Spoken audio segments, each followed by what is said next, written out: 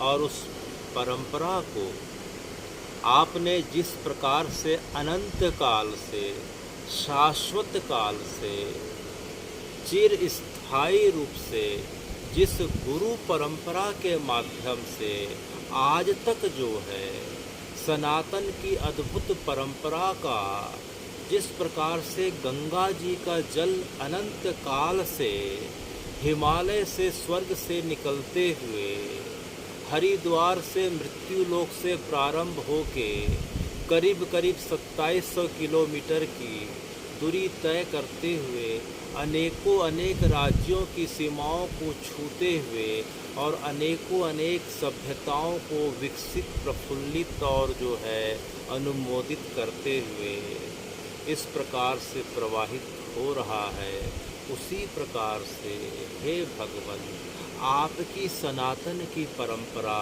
इस गुरु परंपरा के माध्यम से अनंत काल से अब तक कली काल का, जो कलयुग का प्रथम चरण है, जिसे बीते करीब करीब 5134 वर्ष हो चुके हैं, फिर भी हे भगवान, जो अनंत काल की शाश्वत और सत्य परंपरा है, वह ज्यों की त्यों हमारे बीच आपकी कृपा से गुरु परंपरा के माध्यम से आज भी प्रवाहित हो रही है।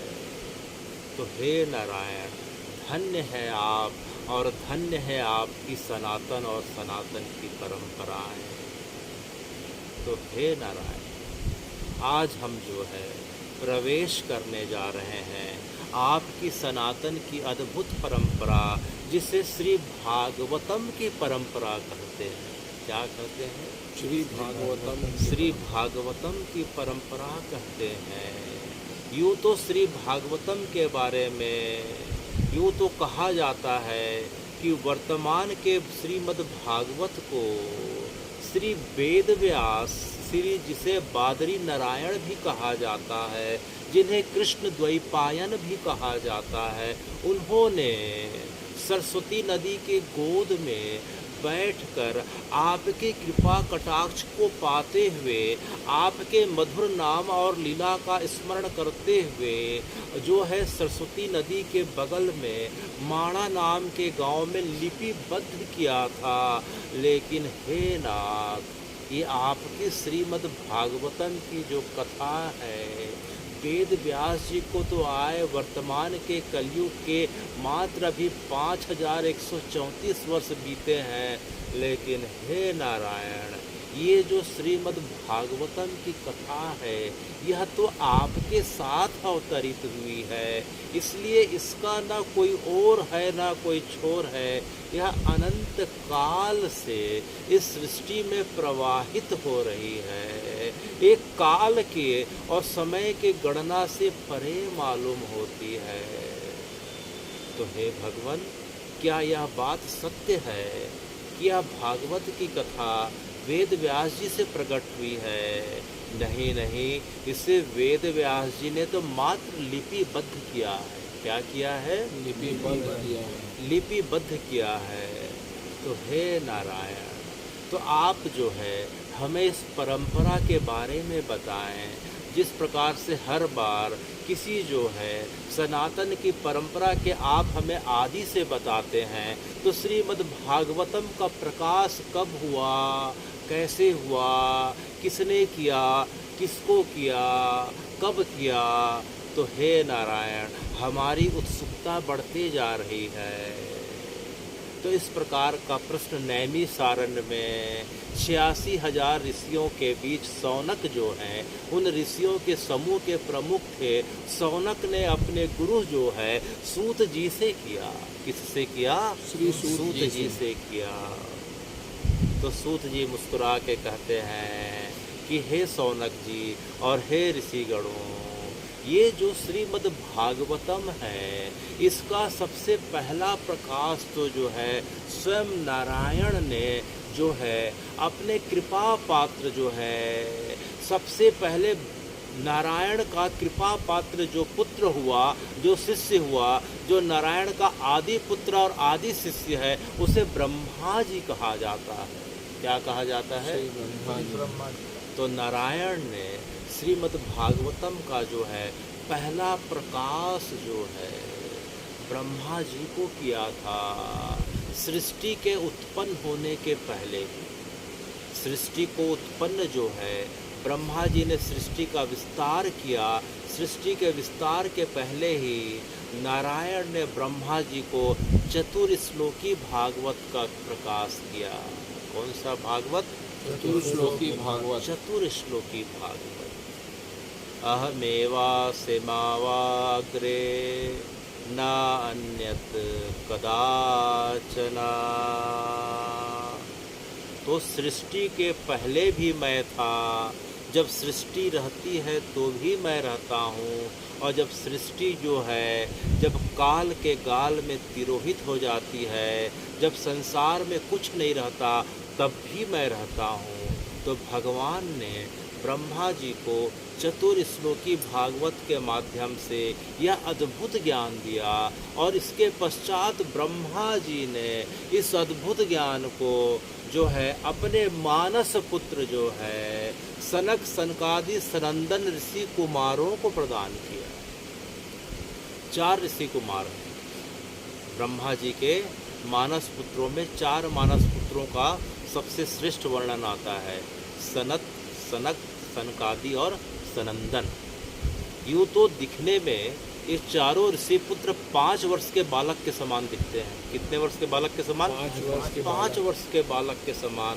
लेकिन कथा बताती है कि इनकी उम्र जो है अरबों नहीं खरबों वर्ष है।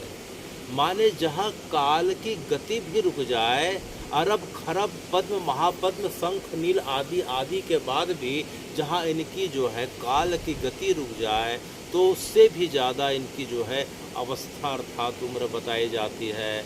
लेकिन हे भगवान, इनकी अवस्था मात्र 5 वर्ष से ज़्यादा कभी बढ़ती नहीं है, क्योंकि आपने इन्हें वरदान दिया था इनकी तपस्या से प्रसन्न होके कि तुम्हारी उम्र जो है 5 वर्ष से कभी बढ़े ना। क्योंकि 5 वर्ष के पश्चात हमने जो है पिछले सत्र की कथा में सुना था कि बालक के मन में जो है निर्मलता का भाव केवल जो है 5 वर्ष की अवस्था तक रहता है। 6ठे वर्ष के आते ही चाहे बालक हो चाहे बालिका, उसके अंदर धीरे धीरे संसार और इंद्रियों का धीरे धीरे प्रवेश होने लगता है। इसीलिए इन चारों ऋषि कुमारों को हे भगवान आपने ऐसा वरदान दिया है कि इनकी अवस्था 5 वर्ष से ज़्यादा कभी बीतती नहीं है। तो इस संसार में हे नारायण आपके बाद सबसे ज़्यादा निर्मल मन किसका है? तो जो है इन चारों ऋषि कुमारों का है। तो ब्रह्मा जी ने जो है इस भागवतम का प्रकाश जो है इन 4 ऋषि कुमारों के साथ किया, और इन ऋषि कुमारों ने इस भागवतम का और प्रकाश और विस्तार जो है नारद जी के साथ किया। किसके साथ किया? श्री नारद जी के साथ किया। हे भगवान कहाँ किया? या हरिद्वार के आनंद घाट में किया। कहाँ किया? हरिद्वार के आनंद घाट। हरिद्वार के आनंद घाट में किया। और नारद जी ने श्रीमद् भागवतम का प्रकाश जो है अपने प्रिय शिष्य जिसे बादरी नारायण कहा जाता है, जिसे कृष्ण द्वैपायन कहा जाता है, जिसे बाद में वेद व्यास कहा जाने लगा, उसे जो है माणा नाम के गांव में श्री बद्री विशाल क्षेत्र में किया। तो जो है नारद जी ने वेद व्यास को जो है परंपरा इस प्रकार से बढ़ रही है। नारद जी ने श्रीमद् भागवत का प्रकाश किसे किया? श्री वेद व्यास को किया। वेद व्यास ने फिर जो है इस श्रीमद् भागवत का प्रकाश अपने जो है योग्य पुत्र सुखदेव को किया। किसे किया? सुखदेव जी को किया। और सुखदेव जी जो है सबसे पहले जो है इस मृत्यु लोक में इस भागवतम का प्रकाश, अभी तक हम जितने भी भागवत जी का प्रकाश सुन रहे हैं यह मृत्यु लोक में नहीं हो पा रहा है। हरिद्वार का जो आनंद घाट है वह जो है भौगोलिक दृष्टिकोण से, जिसे सनातन का भौगोलिक दृष्टिकोण कहा जाता है, वह स्वर्ग के क्षेत्र में, मृत्यु लोक के क्षेत्र में नहीं आता है, वह ऊपर के क्षेत्र में आता है। तो हे भगवान, सुखदेव के द्वारा, किनके द्वारा? सुखदेव श्री सुखदेव मुनि के द्वारा, जो वेद व्यास जी के पुत्र हैं, जो वेद व्यास जी के पुत्र हैं, सुखदेव मुनि के द्वारा इस श्रीमद् भागवतम का प्रकाश इस मृत्यु लोक के प्राणियों के कल्याण के लिए सर्वप्रथम जो है दिल्ली से, वर्तमान के दिल्ली से हम अगर चलते हैं हरिद्वार के रास्ते पे, तो मुजफ्फरनगर बाईपास है, वहाँ से 30 किलोमीटर की दूरी पे एक कस्बा पड़ता है। हे भगवान, उस कस्बे का नाम शुक्रताल या वर्तमान में उसे शुकताल कहा जाता है। तो उसी जगह पे सुखदेव ने परीक्षित को, किसे? परीक्षित को इस मृत्यु लोक की सबसे पहले भागवत की कथा का उन्होंने उस जगह पे प्रकाश किया। तो हे भगवान, ये सुखदेव कौन है और मृत्यु लोक में कथा का हेतु क्या है? इसके पहले जो है, सबसे पहले आज हम जो है सुखदेव कौन है इनके बारे में जानने वाले हैं, परीक्षित कौन है इनके बारे में जानेंगे। इसके पश्चात परंपरा के हिसाब से वेद व्यास जी के बारे में हम सुनेंगे। उसके बाद जो है हम जो है नारद जी के बारे में सुनेंगे। उसके बाद सनक सनकादि सनत ऋषि कुमारों के बारे में सुनेंगे। फिर ब्रह्मा जी के बारे में सुनेंगे। तो हे भगवान, चूँकि भागवत की कथा जो है मृत्यु लोक में जो है सुखदेव के माध्यम से हुई थी, और उन्हीं की परंपरा बढ़ते बढ़ते सुखदेव ने परीक्षित को सुनाया। फिर सुखदेव के सबसे योग्य शिष्य हुए आने वाले समय में सूत जी महाराज। कौन हुए? श्री सूत जी श्री महाराज। सूत जी महाराज। तो श्री सूत जी महाराज जो है नैमिषारण्य नाम की जगह पे उत्तर प्रदेश में जो है, यह लखनऊ के पास स्थित है, जिसे लखनपुरी भी कहा जाता है। लखनऊ का पुराना नाम लखनपुरी है। तो लखनपुरी से पास में स्थित जगह नैमिषारण्य है। उसी जगह पे सूत जी ने जो है सौनक आदि 87,000 ऋषियों को जो है यह भागवत की कथा जो है कई वर्षों तक सुनाई थी। और सूत जी के बाद जो है यह कथा जो है गोकर्ण महाराज के द्वारा सुनाई गई, और अपने भाई के उद्धार के लिए, कल्याण के लिए भाई का नाम था। इस प्रकार से हे भगवान, हम देखते हैं कि यह भागवत की कथा जो है धीरे धीरे इस प्रकार से विस्तार लेते लेते जो है आज जो है हम सबके बीच पहुंच गई है। तो सनातन की परंपरा हे भगवान इतनी अद्भुत है, इतनी विशाल है, इतनी अनंत है। उसमें इस प्रकार से शाश्वत का इतना अद्भुत भाव है कि जो हम कथा अभी सुन रहे हैं वह कथा अनंत काल पहले जो है उसे नारायण ने जो है ब्रह्मा जी को सुनाया। ब्रह्मा जी ने सनक आदि चारों ऋषि कुमारों को सुनाया। उन्होंने नारद जी को सुनाया। नारद जी ने वेद व्यास को सुनाया। वेद व्यास ने अपने पुत्र सुखदेव को सुनाया। सुखदेव ने परीक्षित को सुनाया। सुखदेव ने जो है सूत और सौनक आदि ऋषियों को सुनाया। सुत अपने बाकी ऋषियों को सुनाए, और उसके पश्चात गोकर्ण ने सुनाया। और यह कथा गंगा बहते बहते हे भगवान ज्यों के त्यों रूप में अब हमारे बीच जो है इस प्रकार से पहुंच गई है। तो जो है सबसे पहले हे नारायण, हम जो है आपकी सनातन की अद्भुत परंपरा, जिसे जो है शाश्वत सनातन की परंपरा और गुरु परंपरा है, उसे हम जो है प्रणाम करते हैं। सच्चिदानंद रूपाय सच्चिदानंद रूपाय विश्वोत्पत्त्यादि हेतवे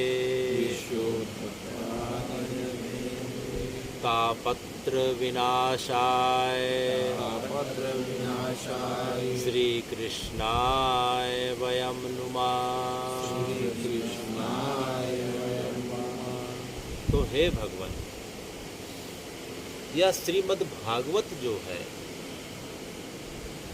अधिकांश लोगों के मन में यह भ्रम रहता है कई बार कि इसमें केवल कृष्ण की कथा है और कृष्ण की लीला है, जबकि ऐसा बिल्कुल नहीं है। कृष्ण की कथा और लीला तो हे भगवान दसम स्कंद से प्रारंभ हो रहा है। भगवान के जन्म के बाद से वो मुश्किल से 3 स्कंद तक चलता है, अर्थात 3 अध्याय तक प्रवाहित होता है। उसके पहले अनंत काल से जो है, हे नारायण आप कौन हैं, आप निर्गुण निराकार के रूप में कैसे थे, सगुण साकार के रूप में कैसे थे, आपने सृष्टि कैसे बनाई, गर्भस्थ शिशु माँ के गर्भ में जो है पहले दिन से 300 इस प्रकार से जो है 9 महीने तक कैसे रहता है, उसके कैसे एक एक अंग प्रत्यंग किस समय में विकसित होते हैं, इस ब्रह्मांड में जो है ग्रहों की स्थिति क्या है, उपग्रह की स्थिति क्या है, यह गुरुत्वाकर्षण क्या है, यह जो है जीव विज्ञान क्या है, भौतिक विज्ञान क्या है, रसायन विज्ञान क्या है, भूगर्भ विज्ञान क्या है, अनेकों अनेक विज्ञान और तर्क से सम्मत जो है, और साथ में इन विज्ञानों को अपने ज्ञान चक्षु के माध्यम से जिन्होंने भेदन किया है, जिन्हें हम ऋषि कहते हैं, जिन्हें हम मुनि कहते हैं, जिन्हें हम जो है इस प्रकार से जो है आने वाले समय में अनेकों अनेक ऋषि मुनियों के बारे में, विश्वामित्र के बारे में, वशिष्ठ के बारे में, गौतम के बारे में, चरक के बारे में, सुश्रुत के बारे में, अनेकों अनेक जो है ऋषि परंपरा के बारे में हम जिनका वर्णन करने वाले हैं, सुनने वाले हैं, और उनके श्रेष्ठ शिष्यों के बारे में प्रहलाद हैं, ध्रुव हैं, अनेकों अनेक जो हैं ऐसे शिष्य जो है अपनी गुरु परंपरा में विश्वास रखते रखते, हे भगवान जिन्होंने संसार के रहस्य को जाना ही जाना और जिसने सृष्टि को बनाया उसे भी जो है पा गए। तो ऐसे जो है भक्तों के बारे में, उनकी गुरु के बारे में, उनकी गुरु परंपरा के बारे में, और आखिरी में सगुण या निर्गुण दोनों रूप में रहने वाले, हर समय सर्वव्यापक और जो है सर्वशक्तिमान हे नारायण, हे कृष्ण, हे बादरी नारायण, हे कृष्ण द्वैपायन, हे सुखदेव, ये नाम भले अलग अलग प्रतीत हो रहे हैं, लेकिन मूलतः ये सब आप ही के नाम हैं, क्योंकि इस प्रकार की अद्भुत लीलाओं का जो है वर्णन और इनका भेदन, इन अद्भुत रहस्यों का भेदन जो है आपके बगैर कोई कर ही नहीं सकता है, आपके अलावा कोई कर ही नहीं सकता है। इसलिए नाम भले अलग अलग प्रतीत हो रहे हों, लेकिन मूलतः वे सब आप ही हैं। तो श्रीमद् भागवतम की जो कथा है वह कृष्ण कथा के रूप में तो जो है मात्र जो है करीब करीब 25% का ही हिस्सा ले रही है। बाकी जो है इसके पहले चाहे त्रेता में जो है राम अवतार हुए हों, चाहे विष्णु जी के जितने नारायण के 24 अवतारों का वर्णन हो, आखिरी में कृष्ण के बाद बुद्ध और बुद्ध के बाद कल्कि अवतारों का, इस प्रकार से जो है श्री हरि के 24 अवतारों का वर्णन आ रहा है। उनकी गुरु परंपरा को बढ़ाने वाले उनके श्रेष्ठ शिष्यों का वर्णन आ रहा है। अनेकों अनेक भक्त चाहे किसी वर्ण के हों, किसी संप्रदाय के हों, किसी पंथ के हों, जिन्होंने जो है अपनी त्याग भक्ति निष्ठा समर्पण से जिन्होंने जो है श्री हरि को पाया हो, उनका वर्णन आ रहा है। इस जगत के जो है सृष्टि के बनने का, इस सृष्टि के प्रलय का, बिगड़ने का, और इस सृष्टि के संचालित होने का वर्णन आ रहा है। और इस सृष्टि में जितने भी उपक्रम पाए जा रहे हैं, इस सृष्टि में जो है इस सृष्टि को चलाने के लिए चाहे 5 तत्वों की बात कही जा रही हो, चाहे वायु हो, चाहे अग्नि हो, चाहे जल हो, चाहे पृथ्वी हो, चाहे आकाश हो। हे भगवान, यह कुछ ज़्यादा गहरा हो रहा है। हम जो है सीधे अब सुखदेव जी के पास चल रहे हैं। तो हे सुखदेव जी, हे सुखदेव जी, आप जो हैं श्री बादरी नारायण, श्री कृष्ण द्वैपायन, श्री वेद व्यास के पुत्र हैं।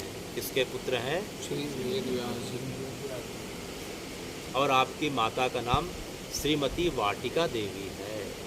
कौन है आपकी माता? श्रीमती वाटिका देवी। तो वेद व्यास जी और वाटिका देवी की जो है एक जो है अद्भुत संतान हुई। उनका नाम जो था सुखदेव था। क्या नाम था? सुखदेव था।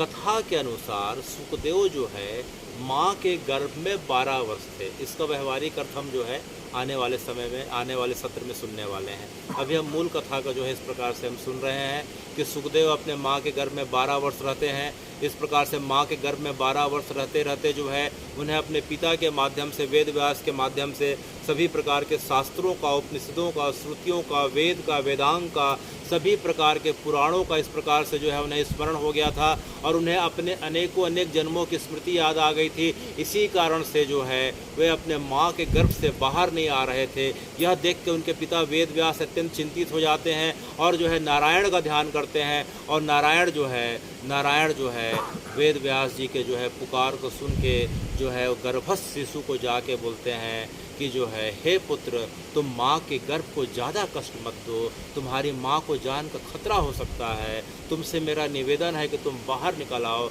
तो जो है गर्भस्थ शिशु जो है अंदर ही अंदर नारायण से बात करता है कि हे नारायण, मैं जो है जगत की स्थिति को जानता हूँ कि बाहर निकलते ही जो है व्यक्ति को जो है, जैसे ही बाहर व्यक्ति जो है एक बार जो है आपकी खुली हवा में एक बार सांस लिया, क्योंकि जब तक गर्भस्थ शिशु माँ के अंदर रहता है उसका फेफड़ा सक्रिय नहीं होता, वह माँ के गर्भनाल के माध्यम से पोषण और इस प्रकार से सब प्रकार से शरीर का इस प्रकार से पोषण करता है।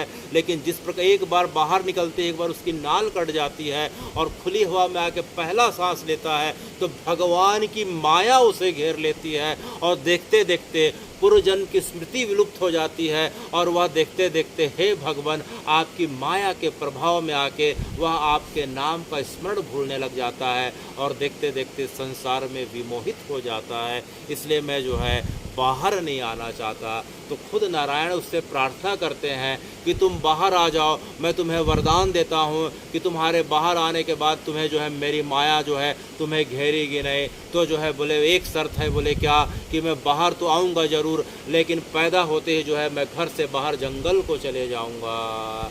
तो नारायण ने कहा ऐसा ही हो। तो जो है इस प्रकार से सुखदेव अपनी माता के गर्भ से जन्म लेते हैं और जन्म लेने के पश्चात जो है तुरंत जो है उनका शरीर विकसित बालक के समान हो उठता है और वह तुरंत वह बालक जो है बालक दिगंबर वेश में अपने जो है खुद जो है गर्भ की नाल को खुद अपने हाथ से काटता है और गर्भ को नाल को लेके अपने घर से तत्काल जो है दौड़ते हुए बाहर निकल जाता है और बाहर निकलता है तो यह देख के उसके पिता वेद व्यास उसके पीछे दौड़ने लग जाते हैं और दौड़ते दौड़ते पुकारने लगते हैं कि हे सुखदेव, हे मेरे पुत्र, तुम घर आ जाओ, तुम एक बार लौट के मेरी तरफ तो देखो, तुम देखो अपनी माँ का चेहरा तो देखो, तुम्हारी माँ ने तुम्हारा चेहरा देखा नहीं और तुम उसे छोड़ के जा रहे हो। हे पुत्र तुम वापस आ जाओ, हे सुख तुम वापस आ जाओ। लेकिन सुख जो है खुद दिगंबर वेश में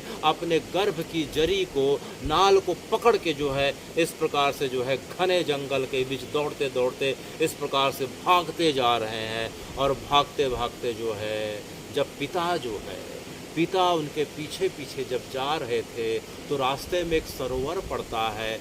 सरोवर में जो है कुछ कन्याएं स्नान कर रही थी तो दिगंबर सुखदेव को उन्होंने देखा तो उन जो है कन्याओं ने अपने वस्त्र को संभालने का बिल्कुल प्रयास नहीं किया। लेकिन उसके पश्चात वेद व्यास अपने पुत्र को पुकारते पुकारते जो है तो उन जो है कन्याओं ने अपने वस्त्र को इस प्रकार से संभालने का प्रयास किया। तो वेद व्यास को बड़ा आश्चर्य हुआ कि उन्होंने पूछा कि मैं तो वृद्ध हूँ, फिर भी तुमने जो है मुझे देख के लज्जा का अनुभव कर रही हो और मेरा पुत्र तो दिगंबर है, वो यहाँ से दिगंबर के वेश में गया, फिर भी तुम्हें लज्जा का अनुभव क्यों नहीं हुआ। तो उन कन्याओं ने कहा कि हे वेद व्यास जी, जो आपका पुत्र भले दिगंबर है लेकिन उसके अंदर जो है स्त्री पुरुष का प्रकृति और परमात्मा में कोई भेद उसे प्रतीत नहीं होता, उसे पूरी प्रकृति ही परमात्मा लगती है, उसे स्त्री और पुरुष में कोई भेद नहीं, इसलिए उसके अंदर जो है इंद्रियों की वासना उसे घेर नहीं पा रही,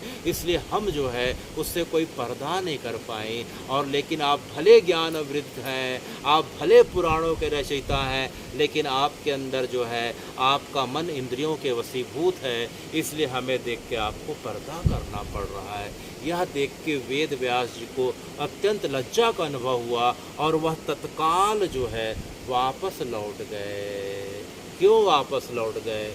हे भगवान, वेद व्यास जी ने जिन्होंने पूरा जीवन भगवान की भक्ति में निकाला, जिन्होंने पूरे जो है उपनिषद, जिन्होंने पूरे पुराणों की रचना करी, जिनके माध्यम से श्रीमद् भागवत पुराण की रचना हुई, जिसे हम आने वाले समय में सुनने वाले हैं, तो उनके मन में इतना लज्जा का भाव आ गया कि जो है मैं इतने पुराणों का रचयिता, इतना ज्ञान से संपन्न मेरा जीवन, इतना भक्ति से संपन्न मेरे अनेकों अनेक शिष्य, उसके पश्चात भी एक छोटी सी ग्राम कन्या ने मेरी आंखें खोल दी कि मेरे मन से जो है अभी भी संसार की कामनाएं नहीं गई हैं। और देखो तो देखो, मेरा पुत्र जो अभी पैदा हुआ है वह जो है पूरी तरीके से कामनाओं से रहित होके इस प्रकार से दिगंबर वेश में चले जा रहा। तो हे सुखदेव, हे मेरे पुत्र, तुम धन्य हो, तुम धन्य हो, तुम धन्य हो।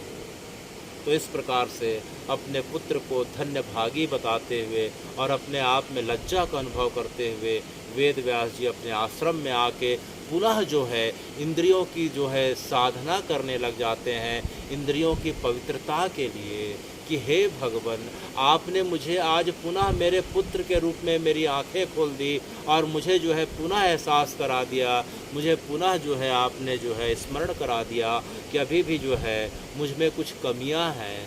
तो वेद व्यास जी पुनः साधना में जुट जाते हैं, लेकिन उनके मन में पुत्र का वियोग जो है बारंबार सताते रहता है। जब भी उनकी साधना का क्रम से जब भी उन्हें जो है जब भी समय मिलता है अपने पुत्र सुखदेव को याद करके रोने लग जाते हैं। उनके आश्रम में अनेकों अनेक शिष्य रहते हैं।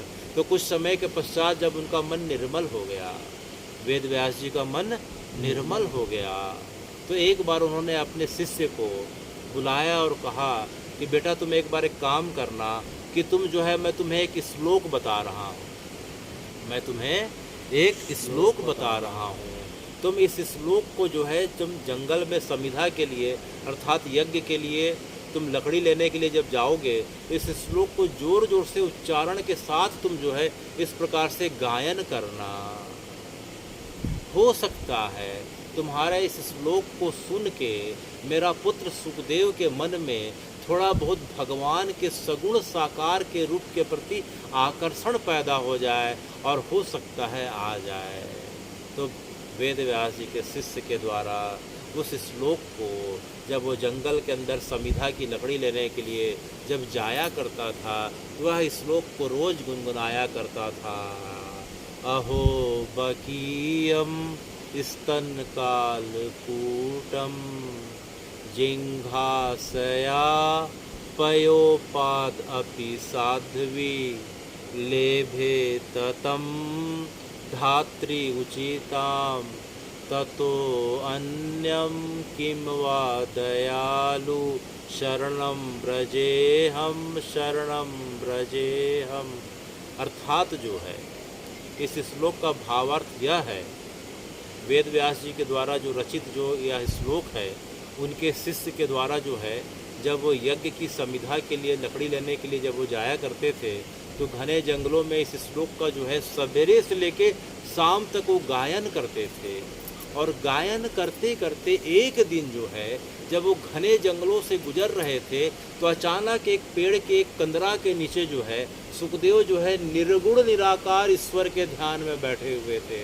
सुखदेव शुरू में जो है भगवान के सगुण साकार के रूप का ध्यान में जो नहीं बैठे हुए थे, वो ईश्वर के निर्गुण निराकार के रूप में, जो ईश्वर का निर्गुण निराकार का रूप, जो बिंदु स्वरूप, जो ज्ञान स्वरूप, जो घटाकाश महाकाश, इस प्रकार से अनंत आकाश का स्वरूप होता है, जो आनंद स्वरूप रहता है, उसका ध्यान करते हुए बैठे थे।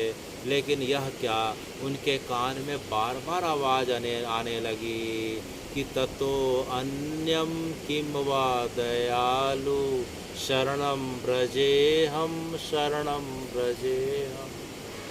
कि उस जो है उस कृष्ण से दयालु कौन हो सकता है, उस ब्रज चकोर से, उस ब्रज किशोर से, उस नंद किशोर से दयालु कौन हो सकता है। कैसा दयालु? अरे भाई ऐसा दयालु कि जिसे मारने के लिए पूतना, कौन? पूतना, जिसे मारने के लिए पूतना अपने कंचुकी में अपने कंचुकी में जो है संसार का सबसे बड़ा सांख्य नाम का विष का लेपन करके आई थी, उसके पश्चात भी पूतना जैसी जो है महिला को उसने जो है लेभे ततम धात्री उचिता, पूतना जैसी जो है राक्षस प्रवृत्ति की महिला जो कंचुकी में सांख्य नाम का विष जो है लगा के उसे पिला के मारने के उद्देश्य से आई थी, जिंघासया पयोपादपि साध्वी। इसका अर्थ यह होता है कि जो है उसका मन में, उसके मन में ईर्ष्या थी और उसके मन की भावना अच्छी नहीं थी, और वह इसी भावना ईर्ष्या के वश जो है वह जो है जहर दे के कृष्ण को मारना चाहती थी पिलाने के माध्यम से। फिर भी भगवान उसकी भावना को जानते हुए हे भगवान आपने क्या किया, लेभे ततम, लेभे माने प्रदान कर दिया, ततम माने उसको, धात्री उचिताम, धात्री माने माँ के समान। किसके समान? माँ के समान। कि जो पूतना उन्हें मारने के उद्देश्य से आई थी, जो उन्हें मारना चाहती थी, हे भगवान आप इतने दयालु हैं, आप इतने कृपालु हैं कि आपको पूतना का मारना नहीं दिखा तो आपको क्या दिखा? आपको पूतना का बस यह दिखा कि जिस प्रकार से यशोदा मैया आपको सोते सोते जो है रोज जो है पिला के जो है कहानी और लोरी सुना के सुनाया करती थी, तो आप पूतना को देख के यह समझ गए कि अरे यह तो मेरी यशोदा मैया है। तो उसको देखते हुए आपके अंदर माँ का वात्सल्य का भाव आ गया और आपने जो है मुंह लगा लिया, और देखते देखते हे भगवान आपने जो है पूतना को अपने माँ के समान गति प्रदान कर दी, अर्थात वैकुंठ की गति दे दी। कौन सी गति? वैकुंठ की गति। वैकुंठ की गति दे दी। तो हे कृष्ण जो तुम्हें मारने आता है उसे भी तुम तार देते हो, तो तुमसे ज्यादा जो है दयालु कौन हो सकता है? किमवा दयालु, तुमसे जो है अत्यधिक दयालु कौन हो सकता है? इसीलिए हे नाथ, हे कृष्ण, हे गोविंद, हम जाए तो कहाँ जाए, हम जाए तो क्यों जाए, हम जाए तो क्यों जाए, हम जाए तो कैसे जाए? अरे भाई हम तो कहीं नहीं जाएंगे, हमें कहीं नहीं जाना है, हमें तो तुम्हारे जैसे दयालु जो है, जो मारने आता है, जो तुम उसे भी गले लगाते हो। तो हे कृष्ण, हे कृष्ण, हे गोविंद, पूतना तो तुम्हें मारने आई थी, कंस तो तुम्हें मारने के लिए बुलाया था, हम तो तुम्हें जो है देखना चाहते हैं, हम तो तुमसे बातें करना चाहते हैं, हम तो तुम्हारे साथ खेलना चाहते हैं, हम तो तुम्हारे साथ तुम्हारी लीलाओं की इस प्रकार से साक्षी बनना चाहते हैं, फिर भी तुम हमसे इतने दूर क्यों चले गए? ततो अन्यम किम वा दयालु शरणम ब्रजेहम, शरणम ब्रजेहम। हे ब्रजनंदन, हे यशोदानंदन, हे नंदनंदन, जिस प्रकार से तुमने पूतना को शरणागति प्रदान करी, उसी प्रकार से हमें भी पूतना समझ के, कंस समझ के हमें भी उस प्रकार से शरणागति प्रदान कर दो, क्योंकि तुम्हारे अलावा तो शरणागति की बात तो दूर, सिर्फ दुर्गति ही दुर्गति है। क्या है? दुर्गति ही दुर्गति है। तो हे कृष्ण, हे गोविंद, जिस प्रकार से तुमने कंस को, पूतना को इस प्रकार से गोलोक दिया, वैकुंठ दिया, अपने चरणों की शरणागति दी, तो जो है हम तो तुम्हें पाना चाहते हैं, देखना चाहते हैं, खेलना चाहते हैं। तो इस प्रकार से जो है वेद व्यास जी के जो शिष्य हैं, जंगल में जहाँ सुखदेव बैठे हुए निर्गुण निराकार नारायण का ध्यान कर रहे थे, परमात्मा का ध्यान कर रहे थे, जैसे उनके कान में यह जो है श्लोक जाता है, उनके कान खड़े हो जाते हैं, उनकी रोम रोम खड़ी हो जाती हैं, उनके आँख से अश्रुपात होने लगता है, शरीर कंपित होने लगता है, उन्हें समझ में नहीं आ रहा कि हो क्या रहा, उनकी अनेक वर्षों की समाधि क्यों टूट गई। उन्होंने आँख खोली तो देखते हैं कि वह जो है उनका गुरु भाई खड़ा है। तो पूछे भैया कि तुम कौन हो, तुम जो है यहाँ क्यों आए हो। तो जो है उसने बताया कि जो है मैं वेद व्यास जी का शिष्य हूँ, और जो है वेद व्यास जी ने मुझे जो है यह श्लोक जो है आपको सुनाने के लिए भेजा था। अच्छा, तो यह श्लोक जो तुमने बताया ये किसके बारे में है भैया, थोड़ा बताओ तो, ये किसके बारे में तुम बता रहे हो। तो जो है उस शिष्य ने वेद व्यास जी से श्रीमद् भागवत की पूरी कथा सुन ली थी। तो जो है थोड़ा सा, ताकि सुखदेव जी का जो है इस प्रकार से जो है इंटरेस्ट और जो है भाव बना रहे, कृष्ण के बारे में बताना चालू कर दिया कि जो है वो तो जो है मथुरा के जेल में जन्मे थे, फिर जो है यहाँ गोकुल आ गए, फिर नंदगांव चले गए, फिर वहाँ जो है पूतना के साथ उन्होंने ऐसा किया, फिर उन्होंने इस प्रकार से गिरिराज जी का धारण किया, फिर उन्होंने कालिया नाग का ऐसा किया, फिर उन्होंने गोपियों के साथ महारास किया। अनेकों अनेक लीलाओं के बारे में थोड़ा थोड़ा बताना चालू किया।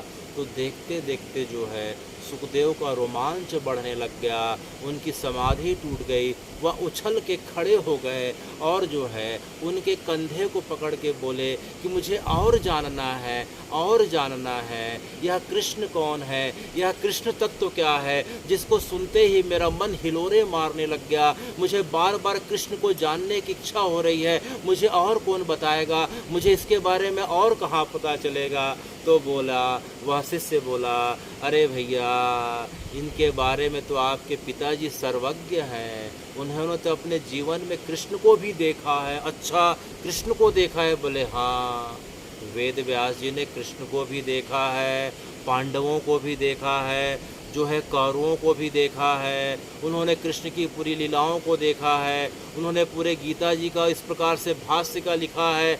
तो जो है सुखदेव के मन में बड़ी उत्सुकता हो गई कि क्या मेरे पिताजी ने वाकई कृष्ण को देखा है जिसके बारे में इस प्रकार से वर्णन हो रहा है। बोले हाँ, देखा है। तो बोले कि जो है जाओ पूछ के आना, मैं जो है अपने पिताजी से मिलने जाना चाहता हूँ। तो वह शिष्य जो है चला जाता है और वेद व्यास जी को जो है जाके पुनः बताता है कि आज जो है सुखदेव की जो है समाधि टूट गई, वह जो है पुनः आना चाहते हैं। तो यह सुन के उनके पिता के प्रसन्नता का ठिकाना नहीं रहा। बोले देखो भाई, अब उसका भाव बढ़ गया है, अब भाव अब ना टूटे करके तुम जो है कल जाओगे तो जा के उसके पास जो है अब यह श्लोक सुना देना। अब श्लोक सुनाने के पश्चात जो है अगर आना चाहे तो उसे पकड़ के ले आना, इस बार देरी मत करना।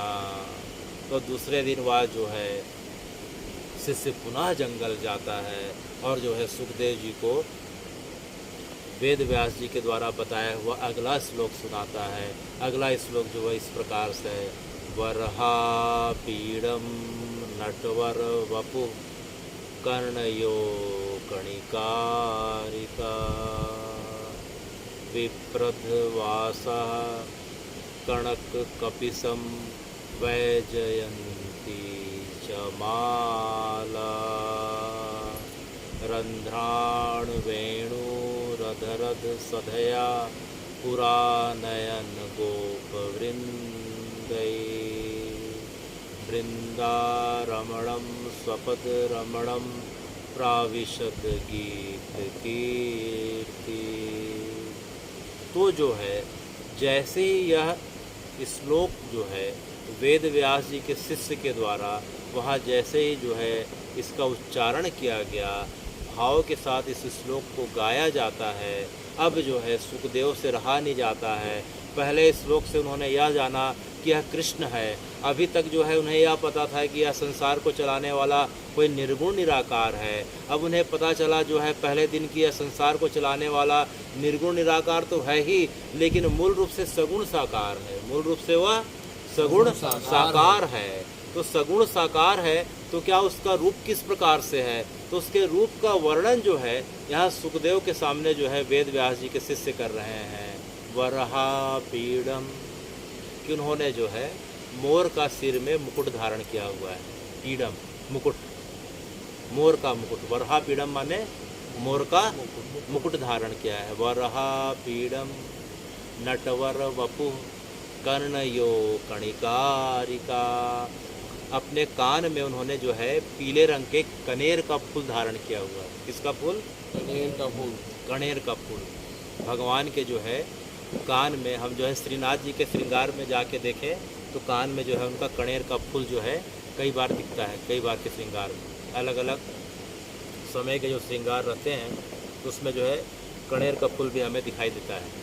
तो जो है इस प्रकार से उन्होंने जो है, उन्होंने गले में वैजंती माला पहनी है, उन्होंने पीताम्बर पहना हुआ है, हाथ में बांसुरी है, और अपने जो है ग्वाल सखों के साथ जो है वृंदावन के पवित्र भूमि में इस प्रकार से जो है बांसुरी के मधुर तार छिड़ते हुए अब जो है वृंदावन के वनों में, मुख्य रूप से वृंदावन के हम 16 वनों का वर्णन सुन चुके हैं। कितने वन थे?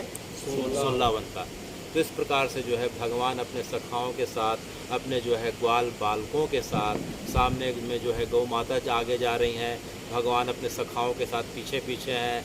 भगवान के जो है एक हाथ में बांसुरी है, भगवान बांसुरी से मधुर जो है बंसी से ध्वनि निकाल रहे हैं, और बांसुरी की मधुर ध्वनि को सुन के भगवान के बाल ग्वाल जो है नृत्य कर रहे हैं। और भगवान के बाल ग्वालों के साथ जो है वृंदावन के जितने भी चर अचर हैं, चाहे पक्षियाँ हैं, चाहे जड़ है, चाहे चेतन है, चाहे मृग है, चाहे मृगियाँ हैं, चाहे जितनी भी जो है पेड़ों में रहने वाले जितने भी पक्षी हैं, चाहे जितने छोटे छोटे बानर हैं, बंदर हैं, मोर हैं, कूक हैं, सुख हैं, जितने भी लोग हैं, जितने हैं कीट हैं, पतंग हैं, तृण हैं, घास हैं, पत्ते हैं, सील हैं, तृण हैं, जितने भी, और आसपास के जो है सरोवरों में पाने वाले जितने भी जलचर हैं, जितनी मछलियाँ हैं, जैसे भगवान की वेणु से नाद जो है कि स्वर को सुन के जो है इस प्रकार से वातावरण में इस प्रकार से एक अद्भुत तरंग उठ जाती है कि किसी से रहा नहीं जाता है। सब जो है मानो सब जो है बेहोश हो गए हों, किसी को होश नहीं रहा हो, सब जो है एक बेहोशी की अवस्था में जो है वेणु के नाद को सुनते ही इस प्रकार से नृत्य करने लग जा रहे हैं, और भगवान के साथ धीरे धीरे आगे बढ़ते जा रहे हैं। और भगवान की जो गाय हैं, भगवान की जो गाय हैं वह आगे बढ़ना रुक के तो जो है गाय रुक जाती है। भगवान की मधुर वेणु को जो गाय आगे की तरफ जा रही थी, सबका मुंह जो है मुड़ के जो है भगवान की तरफ हो जाता है, कृष्ण की तरफ हो गया, और भगवान की बांसुरी की नाद को सुन के जो है उनके थनों से दूध की धारा बहने लग जाती है, और चारों तरफ वृंदावन में केवल और केवल जो है अब दूध की धारा ही बह रही है, जब तक भगवान के वेणु से इस प्रकार से नाद निकलते रहती है। जब भगवान जो है प्राविशत गीत कीर्ति, भगवान जो है इस प्रकार से वेणु से मधुर संगीत निकालते हुए वृंदावन में, जो है वृंदावन के वनों में इस प्रकार से प्रवेश कर रहे हैं, और इस प्रकार से चारों तरफ वातावरण में इस प्रकार से जो है हमें दृश्य दिखाई दे रहे हैं। तो यह जो है इस श्लोक को सुन के अब जो है सुखदेव से रहा नहीं गया, वे उछल के जो है अब अपने पिता के शिष्य के चरणों में गिर गए, और उन्हें चरणों में गिर के बार बार बोलने लग गए कि तुम्हारे 2 श्लोक को सुन के मुझे उस कृष्ण के बारे में जानने की और मिलने की ऐसी उत्कंठा होने लग गई कि मुझे जो है उससे मिलना है, मुझे उसके पास ले चलो, उसके पास ले चलो। तो जो है उनके शिष्य ने बताया कि जो है कृष्ण तो अब नहीं रहे, कृष्ण तो अब नहीं रहे, उन्हें यहाँ से जो है गए करीब 36 वर्ष हो गए हैं, कृष्ण को धराधाम छोड़े 36 वर्ष हो गए हैं। लेकिन कृष्ण ने इस धराधाम में 125 वर्ष में जो उन्होंने कार्य किया, जिस कार्य को हम लीला के नाम से जानते हैं, उन लीलाओं के साक्षी आपके पिता वेद व्यास हैं। कौन है? श्री वेद व्यास। तो मुझे जो है अपने पिता के पास ले चलो, जो सुख जो है पैदा होते ही, जन्म लेते ही छोड़ के अपने पिता के घर को इस प्रकार से निकल गए थे, जो है उनके पिता उनके पीछे पीछे भाग रहे थे, हा सुख वापस आ जा, हा सुख वापस आ जा। द्वैपायनो विरह कातरा जुहावा। द्वैपायनो माने वेद व्यास, द्वैपायनो माने वेद व्यास, विरह कातरो, विरह के कातर से आजू हावा, रो रहे हैं, चिल्ला रहे हैं, प्रार्थना कर रहे हैं, बार बार भूमि में लौट लौट के बार बार पुकार रहे हैं कि हे शुक वापस आ जा, तू अभी पैदा हुआ है और पैदा होते ही तू घर बार छोड़ के क्यों चला जा रहा है। तो जो है यह श्लोक की जो दूसरी पंक्ति है कि द्वैपायनो विरह कातरा आजू हावा, कि तू वापस आ जा बेटा, अभी तो तेरा पूरा संस्कार बाकी है, अभी तेरा नामकरण संस्कार होगा, अभी जात कर्म संस्कार होगा, फिर कर्ण छेदन संस्कार होगा, फिर उसके बाद उपनयन संस्कार होगा, फिर विद्याध्ययन संस्कार होगा, विवाह संस्कार होगा। तो हे भगवान, ये संस्कार की बात करते करते हमारी परंपरा में 16 संस्कार होते हैं। कितने संस्कार? 16 हमारे जन्म होने के, हमारे अस्तित्व में आने के पहले से पहला संस्कार और हमारे मृत्यु के पश्चात जो है आखिरी संस्कार, जिसे मृत्यु संस्कार कहा जाता है। ये कुल मिला के कितने संस्कार हो गए? 16 संस्कार हो गए। तो अभी जो है जन्म लिया नहीं, कोई संस्कार हुए नहीं और तू हमें छोड़ के चला गया। इसलिए जो है द्वैपायनो विरह कातरो आजू हावा, विरह की वेदना से जो है जोर जोर से रोने लग जाते हैं। और आज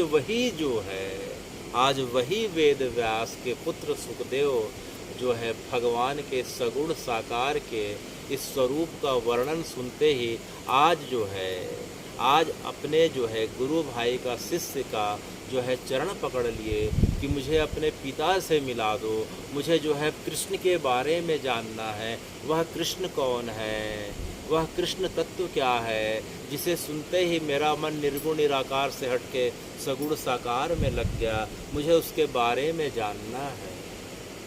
तो इस प्रकार से फिर जो है सुखदेव अपने पिता के पास पहुंच जाते हैं।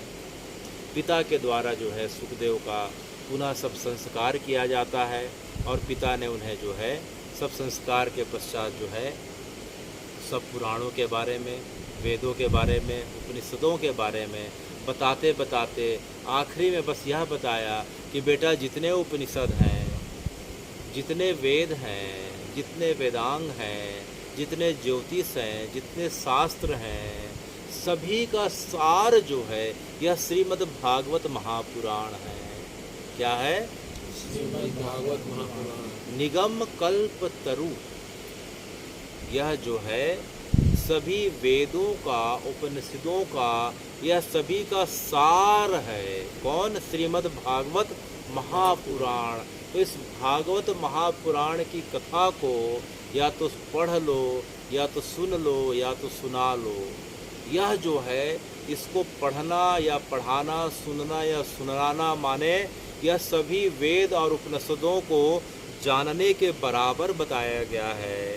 वेद को पढ़ना अत्यंत कठिन है, समझना और भी कठिन है, समझाना तो असंभव है। कली काल के लोगों के लिए वेद जो है लगभग असंभव बताया गया, उपनिषद भी असंभव बताया गया। इसीलिए कली काल में जो है लोगों की सुगमता के लिए और उनके अंदर भक्ति का प्रकाश के लिए, हे भगवान, आपने जो है श्रीमद् भागवत महापुराण के रूप में इस प्रकार से यह ग्रंथ जो है सबको सुलभ कर दिया। तो वेद व्यास जी बता रहे हैं कि हे सुख, इतना पढ़ने के बाद जो है आखिरी का निष्कर्ष ये निकलता है कि यह सभी का सार क्या है? श्रीमद् भागवत महापुराण। तो जो है वेद व्यास जी ने जो है सुखदेव को भागवत महापुराण का इस प्रकार से जो है पूरा उपदेश किया। और उस समय की गुरु शिष्य परंपरा के हिसाब से एक बार उनकी मेधा इस प्रकार से इतनी तीक्ष्ण थी कि एक बार सुनने के पश्चात उन्हें सब कुछ श्रीमद् भागवत महापुराण में 18,000 श्लोक हैं। कितने श्लोक हैं? 18,000। 12 अध्याय, 12 स्कंद और 18,000 श्लोक हैं। तो लगभग एक बार में जो है उन्होंने पूरा 18,000 श्लोकों का स्मरण कर लिया। और जो है आने वाले समय में सुखदेव और बड़े हुए। जब सुखदेव की अवस्था 25 वर्ष की हुई, जब सुखदेव 25 वर्ष के हुए तो उनका विवाह जो है पितरलोक के जो राजा थे विहंगम सत, उनकी जो पुत्री थी पीवरी नाम की, क्या नाम था? पीवरी नाम की जो है उनकी कन्या थी। जो है सुकर क्षेत्र की जो कन्या थी। अगर हम अभी जाएं तो जो है चित्रकूट के पास जो है राजापुर पड़ता है, राजापुर से लगा हुआ सुकर क्षेत्र कहलाता है। तो जो सुकर क्षेत्र की जो वहाँ के पितरों के राजा की जो कन्या थी, प्यूरी नाम की कन्या के साथ उनका विवाह होता है। और कल्प भेद के हिसाब से, किसी कल्प भेद में सुखदेव जब आए थे तो उनके 5 पुत्र और 1 पुत्री थे, किसी कल्प भेद में 6 पुत्र और 1 पुत्री हुए, और किसी कल्प भेद के हिसाब से 12 पुत्र और 1 पुत्री हुए। तो जो है हे भगवान, जिस प्रकार से अनेक कल्प भेद में आपके अनेकों अवतार हो चुके हैं, उसी प्रकार से सुखदेव जो है अनेकों बार आ चुके हैं।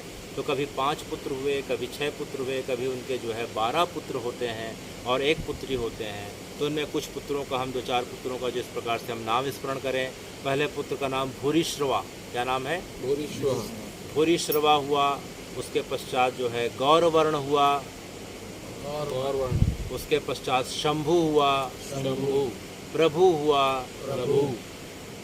उपमन्यु हुआ, नील हुआ, बारी हुआ, कृष्ण हुआ। तो इस प्रकार से हे भगवान, और जो है आपकी जो पुत्री हुई उसका नाम था कृतिवती। क्या नाम था? कृतिवती। कृतिवती का जो है आने वाले समय में जो है विवाह होता है। अणुह नाम के जो है आपका जो है इस प्रकार से जो है अणुह नाम का जो है एक योग्य वर के साथ जो है आपकी पुत्री का विवाह होता है। और उससे जो है बृहदत्त नाम का जो है बृहदत्त या ब्रह्मदत्त नाम का एक जो है बहुत प्रतापी और जो है बहुत योग्य जो है आने वाले समय में उसका भी एक पुत्र होता है आपकी कन्या के माध्यम से। तो इस प्रकार से जो है ये सुखदेव की वंश परंपरा है। और सुखदेव का जो है जीवन जो है बहुत ज़्यादा दीर्घायु नहीं था। और जब एक समय के पश्चात, अभी हम आने वाले समय में सुनेंगे कि उन्होंने परीक्षित को जो है सुखताल में, कौन सी जगह में? सुखताल में जो है श्रीमद् भागवत का जो है उपदेश दिया। और उसके पश्चात कुछ समय पश्चात जो है आपका जीवन जो है, जीवन का आखिरी समय जो है हरियाणा के कैथल नाम का जो जगह है, कैथल नाम का ज़िला है, और उस ज़िले के अंतर्गत एक गांव पड़ता है, उसको सुजमा बोलते हैं। क्या बोलते हैं? सुजमा नाम के गांव में जो है आपका महाप्रयाण हुआ है। तो इस प्रकार से आपके जन्म से लेके जो है आपके महाप्रयाण तक का जो है हमने सुना। तो एक बार जो है कथा बताती है, क्योंकि समय की मर्यादा को देखते हुए कथा आज की जो है कथा जो है अंतिम पड़ाव पे पहुंच रही है। कि एक बार जो है जैसे ही 5 पांडवों को पता चलता है कि उनके इष्ट जो हैं भगवान कृष्ण जो हैं अपना शरीर जो है छोड़ के जो है गोलोक को प्रस्थान कर गए हैं, तो 5 पांडवों ने तत्काल निर्णय किया कि अब उन्हें भी जो है इस धराधाम पर रहने का अधिकार नहीं है। तो जो है उनके पौत्र जो है उन्होंने अपने पौत्र परीक्षित को, क्योंकि अर्जुन का पुत्र अभिमन्यु युद्ध के दौरान जो है इस प्रकार से वीरगति को प्राप्त हो गया था, तो उस समय जो है एकमात्र उनके बीच जो है पौत्र के रूप में राजा परीक्षित थे। तो राजा परीक्षित को उन्होंने अपने सिंहासन को दिया, और जो है हस्तिनापुर का जो है उन्होंने सिंहासन को दे के जो है 5 पांडवों ने जो है स्वर्गारोहण की यात्रा प्रारंभ कर दी। और 5 पांडव जो है हस्तिनापुर से होते हुए हरिद्वार जाते हैं, हरिद्वार से ऋषिकेश जाते हैं, ऋषिकेश से जो है इस प्रकार से यमुनोत्री, गंगोत्री, केदारनाथ से फिर बद्रीनाथ, और बद्रीनाथ जी का दर्शन करके जो है इस प्रकार से सरस्वती नदी जी को पार करके भीमशिला इस प्रकार से रखी। और जो है हम पिछले बारी कथा में सुन चुके हैं, इस प्रकार से पांडवों के द्वारा स्वर्गारोहणी की यात्रा हुई। सबसे पहले जो है सहदेव ने अपने प्राण छोड़े, फिर नकुल ने, उसके बाद द्रौपदी ने, सहदेव ने, नकुल ने, भीम ने, अर्जुन ने, फिर जो है आखिरी में युधिष्ठिर सा शरीर जो है भगवान के लोक को जाते हैं, स्वर्ग को जाते हैं। तो जो है इस प्रकार से 5 पांडवों का इस प्रकार से स्वर्गारोहण हो गया। और राजा परीक्षित जो है उनके पौत्र कौन हुए? परीक्षित हुए, राजा परीक्षित हुए। तो राजा परीक्षित एक बार जंगल में शिकार के लिए जाते हैं, और शिकार करते करते भटक जाते हैं, और उन्हें जो है बहुत प्यास लगती है। प्यास के कारण उनका बुरा हाल हो जाता है, उनके सहयोगी उनसे बिछड़ जाते हैं। तो उन्हें जो है आश्रम दिखाई देता है। उस आश्रम में एक जो है समिक नाम के ऋषि जो है समाधि की अवस्था में प्राप्त होकर जो है भगवान का ध्यान कर रहे थे।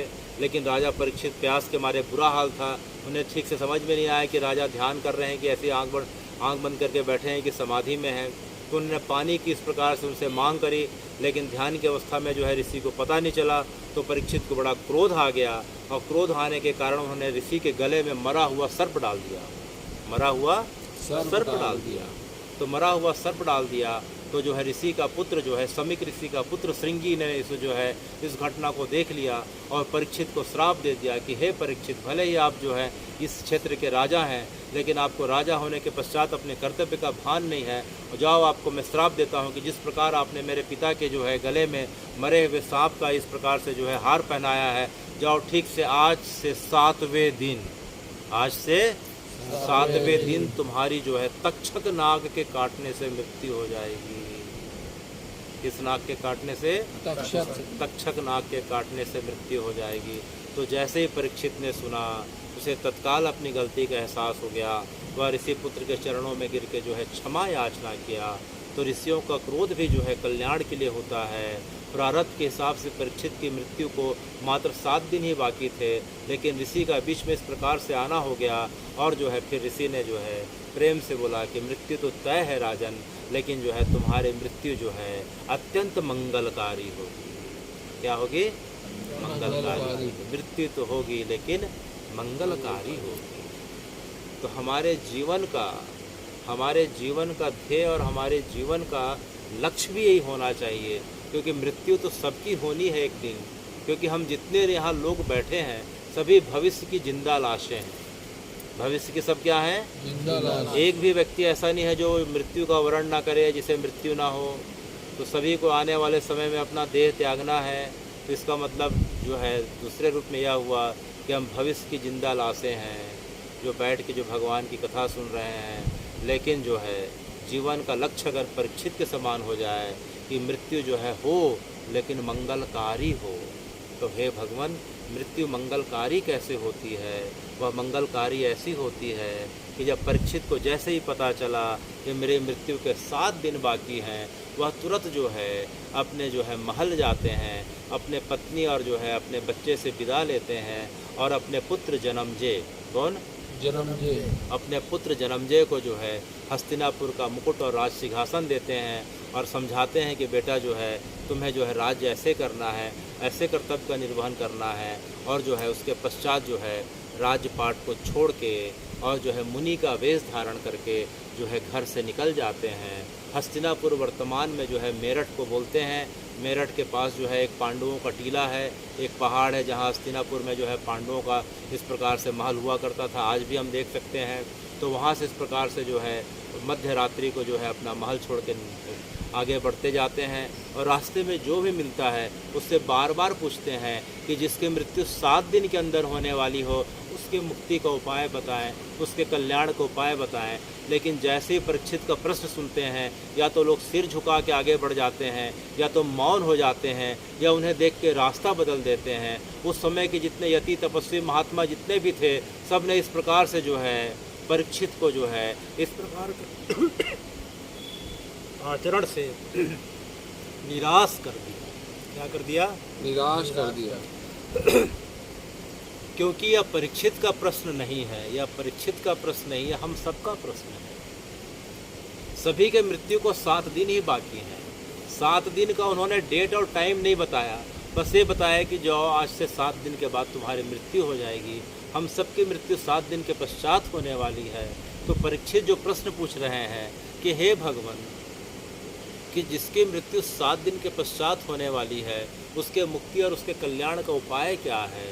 तो उनके प्रश्न को सुनते ही सब तो या सिर नीचे कर लेते हैं, या मौन हो जाते हैं, या रास्ता बदल लेते हैं। तो इस प्रकार से पुकारते पुकारते कि जिसकी मृत्यु 7 दिन की बाकी है उसके कल्याण का उपाय क्या है, यह पुकारते पुकारते वह जो है अब यह एक जगह पे पहुंच जाते हैं। वह जगह गंगा जी का किनारा है। वह जगह गंगा जी का किनारा है। गंगा जी के किनारे एक पेड़ के पास जो है यह बैठ के जो है विचार करने लग गए कि मैंने सबसे पूछा कि मेरी मृत्यु 7 दिन के बाद होने वाली है, किसी ने उपाय नहीं बताया। अचानक उन्हें अपनी माँ उत्तरा का ध्यान आ गया। किसका ध्यान आ गया? माँ उत्तरा। अपनी माँ उत्तरा का ध्यान आ गया। उत्तरा ने उन्हें बचपन में कहानी सुनाते सुनाते बताया था कि बेटा जब तुम पेट में 7 महीने के थे तो महाभारत का युद्ध चल रहा था, तो अश्वत्थामा ने जो है ब्रह्मास्त्र का प्रयोग किया था और उसका ब्रह्मास्त्र मेरे गर्भ के पास ही आने वाला था। तो मैंने जो है केशव का, मैंने गोविंद का, मैंने कृष्ण का इस प्रकार से पुकार करी थी, तो कृष्ण जो है एक अंगूठे के आकार के रूप में मेरे गर्भ के चारों तरफ आके जो है ब्रह्मास्त्र से तुम्हारी रक्षा करे थे।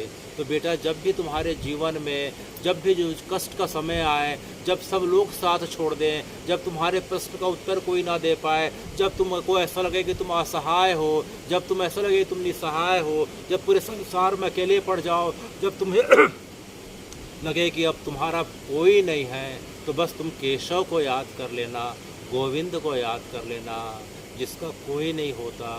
तेरी सखी मैंने सुनी, निर्बल के बल राम। तो जो है परीक्षित को आज अपनी माँ उत्तरा की बात याद आ गई। आज गंगा जी के तट पे जो है चट्टान के पास खड़े होके अब बार बार गोविंद को याद करने लग गए कि हा गोविंद, हा कृष्ण, हा मुरारी।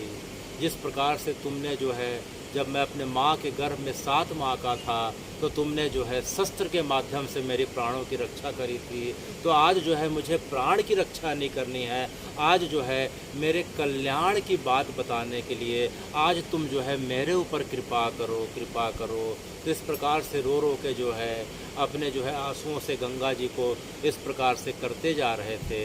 तभी देखते देखते एक जोर से प्रकाश होता है, उस प्रकाश के बीच में एक अद्भुत सुगंध आने लगती है। उस प्रकाश और सुगंध के बीच जो है, इसी बीच गंगा जी की लहरें अद्भुत तरंगे के साथ इस प्रकार से जो है आगे बढ़ने लग जाती हैं। गंगा जी की तरंगे जो है अपने जो है छोर को इस प्रकार से लांघते हुए उस जिधर से आवाज़ और सुगंध आ रही थी, जिधर मधुर कोलाहल की आवाज़ आ रही थी, उधर गंगा जी की तरंग बढ़ जाती हैं। तो यह देख के परीक्षित से रहा नहीं जाता, वह भी दौड़ते दौड़ते जाते हैं और जाते जाते देखते हैं तो देखते हैं क्या कि एक 16 वर्ष का बालक, एक दिगंबर बालक, जिसके बाल बड़े श्वेत, जिसका वर्ण श्वेत वर्ण हो और जिसकी जो है ठुड्डी जो है चौड़ी हो और गला जिसका अच्छा लंबा हो और बाल जिसके जो है कंधे के नीचे इस प्रकार से आ रहे हों, जो दिगंबर हो, जिसके दांत इस प्रकार से चमक रहे हों, जिसके कान बड़े बड़े हों, जिनकी नासिका बड़ी नुकीली हो, जिनकी आंखें बड़ी तीक्ष्ण हो और इस प्रकार से जिसके चेहरे का तेज जो है मानो अनेकों अनेक सूर्य के तेज को जो है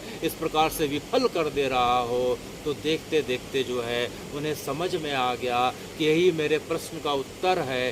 देखते देखते उनके चरणों में साष्टांग गिर पड़ते हैं, देखते देखते उनके चरणों में साष्टांग गिर पड़ते हैं। और जो है परीक्षित ने जो है पाहि माम, गोविंद पाहि माम, केशव पाहि माम, मुरारी पाहि माम करते करते जो है उनके चरणों को जो है अपने आंसुओं से इस प्रकार से धो डाला। अब जो है वह 16 साल का जो दिगंबर बालक था वह उन्हें उठाता है और उठाने के पश्चात जो है अपने गले से लगा लेता है और उनके कंधे पे हाथ रख के मानो अभय दान दे रहा हो कि हे परीक्षित, तुम घबराओ मत, जो है मुझे पता है तुम्हारी मृत्यु 7 दिन के बाद होने वाली है, लेकिन इसमें चिंता की कोई बात नहीं है बेटा। अब चलो, अब तुम्हारे जितने भी प्रश्न हैं अब हम तुम्हारे प्रश्न का उत्तर देते हैं। तो जो है वह 16 वर्ष का दिगंबर बालक जो है परीक्षित को जो है बगल में वट वृक्ष दिखाई दे रहा है, वट वृक्ष के नीचे ले जाता है और वट वृक्ष के पास बैठ जाता है और जो है परीक्षित नीचे है और ये जो है ऊपर में जो है 16 वर्ष का दिगंबर बालक बैठा है और परीक्षित ने अपने प्रश्न की झड़ी लगा दी और इस प्रकार से जो है इधर परीक्षित प्रश्न पूछ रहे हैं और वह दिगंबर बालक जो है परीक्षित के प्रश्नों का उत्तर दे रहा है और प्रश्न और उत्तर का देते देखते 7 दिन बीत गए। कितने दिन बीत गए? 7 दिन बीत जाते हैं। तो हे भगवान, इन 7 दिनों में परीक्षित ने जिस बालक से जो प्रश्न पूछा था और जिसने उत्तर दिया, तो उस बालक का जो नाम है उसका नाम क्या है? श्री सुखदेव गोस्वामी, श्री सुखदेव महाराज। तो हे भगवान, तो सुखदेव ने परीक्षित को इन 7 दिनों में जो श्रीमद् भागवत की जो कथा सुनाई थी वह जगह जो है शुकताल कही जाती है। क्या कही जाती है? शुकताल। शुकताल कही जाती है। तो इस मृत्यु लोक के प्राणियों के लिए भगवान ने स्वयं जो है सुखदेव का रूप धारण करके सबसे पहले मृत्यु लोक में जो कथा करी वह जो है कौन सी जगह है? शुकताल। श्री सुखताल है। तो हे भगवान, सुखदेव और परीक्षित के बीच की संवाद की कथा जो कहलाती है उसे हम श्रीमद् भागवत महापुराण कहते हैं, जिसका हम आने वाले सत्र में जो है संक्षिप्त में जो है कुछ कुछ प्रसंगों का श्रवण करने वाले हैं। सुखताल का भौगोलिक बनावट इस प्रकार से कहा जाता है, जिस प्रकार से ब्रह्म कपाली का जो है भौगोलिक संरचना इस प्रकार से है कि ब्रह्म कपाली में सिर्फ उस जगह पे संकल्प और दर्शन का इस प्रकार से महत्व बताया गया है कि उस जगह पे संकल्प मात्र से जो है हम अनेक पीढ़ियों के पितरों को इस प्रकार से हम आगे के लोक में और आगे के इस प्रकार से जो है लोगों से आगे बढ़ाते बढ़ाते अगर हमारा मन का भाव अच्छा हो तो हम जो है अनेक लोगों से बढ़ाते बढ़ाते हम स्वयं बैकुंठ तक पहुंचाने का सामर्थ्य रख सकते हैं, क्योंकि उसकी बनावट ही ऐसी है कि हमारे संकल्प मात्र से हमारे पितरों का पितर लोग छोड़ के अनेक महालोक, जनलोक, तपलोक, सत्यलोक, ब्रह्मलोक इस प्रकार से होते होते जो है ध्रुव लोक और बैकुंठ तक इस प्रकार से उनका जाना जो है सुगम और सरल हो जाता है। उसी प्रकार से हे भगवान, सुखताल की ऐसी महिमा है मृत्यु लोक के प्राणियों के लिए कि हमने पूरे जीवन पर्यंत भगवान की कथा सुनी नहीं सुनी, मन से सुनी, बेमन से सुनी, किस भाव से सुनी या महत्व नहीं रखता है, लेकिन जो है एक बार वहाँ की ऊर्जा ऐसी है हे भगवान, क्योंकि सुखदेव कोई दूसरा कोई व्यक्ति नहीं, ये स्वयं जो है आप ही हैं, कृष्ण ही सुखदेव बन के आए हैं। क्योंकि जो है परीक्षित वहाँ सुखदेव जो है, परीक्षित जो है अपनी माँ के वचनों को याद करके जब भगवान को पुकारे तो भगवान से रहा नहीं गया और भगवान ही सुखदेव के रूप में आते हैं। तो उस जगह पे आज तक जो है उनकी ऊर्जा बनी हुई है, इसलिए हम उस जगह पे जैसे ही जो है जाके दर्शन करते हैं, मन को निर्मल रख के हे भगवान हम आपके पवित्र नामों का स्मरण करते हैं, आपकी कथा सुनते हैं, कथा सुनाते हैं, सत्संग करते हैं, तो हे भगवान हमें भी वही फल मिलता है जो फल आपने परीक्षित को प्रदान किया था। किसे प्रदान किया था? तो हे भगवान, आपने सुखताल के माध्यम से इस मृत्यु लोक के लोगों के लिए इतनी सुलभ और इतनी अद्भुत कृपा कर दी है कि जिसके बारे में वर्णन नहीं किया जा सकता। इसीलिए जो है प्रत्येक प्राणियों के जब कई जन्मों के पुण्यों का उदय होता है तो उसके मन में आपके पवित्र नाम और आपके लीला को जानने के प्रति जो है एक भाव, प्रीति का भाव उदय होता है, और जब उसके बाद भी और पुण्य का उदय होता है तो हे भगवान आप जो है उसे सत्संग का लाभ देते हैं, और सत्संग के बाद और पुण्य का उदय होता है तो हे भगवान आप उसे सुखताल दर्शन का लाभ देते हैं। तो इस प्रकार से आने वाले सत्र में हे भगवान हम जो है श्रीमद् भागवत की कथा के बारे में, आज हमने श्री सुखदेव के बारे में सुना है, कल के सत्र में और आने वाले 1-2 दिन के सत्र के बारे में हम जो है श्री नारद जी के बारे में सुनेंगे। किसके बारे में? श्री नारद जी के बारे में सुनेंगे, गोकर्ण महाराज के बारे में सुनेंगे, विशालापुरी की कथा सुनेंगे। तो हे भगवान आज के लिए इतना है।